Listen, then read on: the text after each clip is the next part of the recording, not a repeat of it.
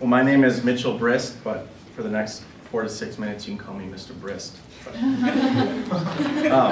My paper was on demonstration and modeling, and teaching through demonstration.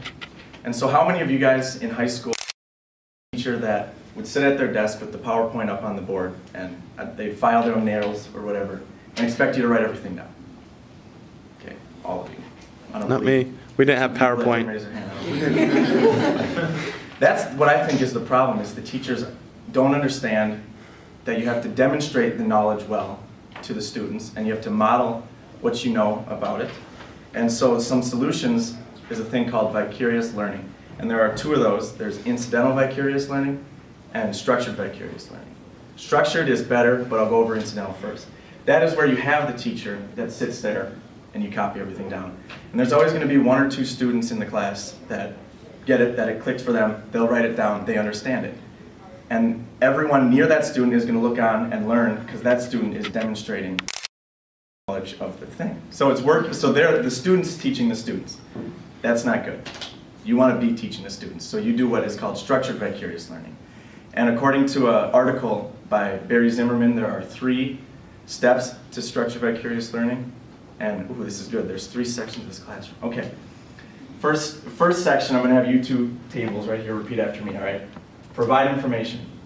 Provide information. That is step 1. Provide information. Right. Step 2, I'll have you 2 tables, is provide. Students imitating.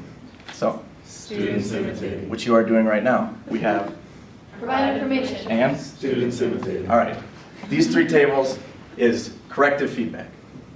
Corrective feedback. Come on. Corrective feedback. Okay. So we have Provide information. Students imitating. Corrective feedback. good. Okay. So what that means now, well, it's kind of self-explanatory, especially in math and science and stuff. You provide the information.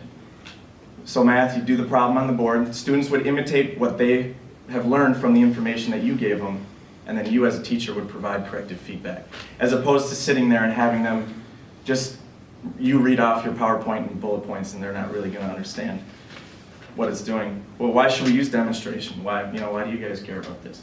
Well, it keeps students engaged. If you're constantly having them repeat back and telling them, giving them feedback, it keeps them engaged, which is good, keeps them interested. And it prevents you from aimlessly rambling on about a subject that you already know a lot about and the students don't. And according to learningx.com, there are 3 types of learning styles. That's visual, auditory, and kinesthetic. And teaching through demonstration, I believe, has all 3 of these incorporated. What you have, what you're demonstrating. Or if they're taking notes, they can visually see that. You can hear it, and then by having them imitate back to you, your kinesthetic learning ability is getting in, so it can cover all 3 of the main things. And also technology is a good use with the way technology is moving today in the schools. This is a good way to incorporate technology into your visual aids and helping students learn. And one thing you have to do though is you got to be careful because, well, let's start here. So we got the math and the science down, that's easy. But how do you do something where you don't have problems to solve or something?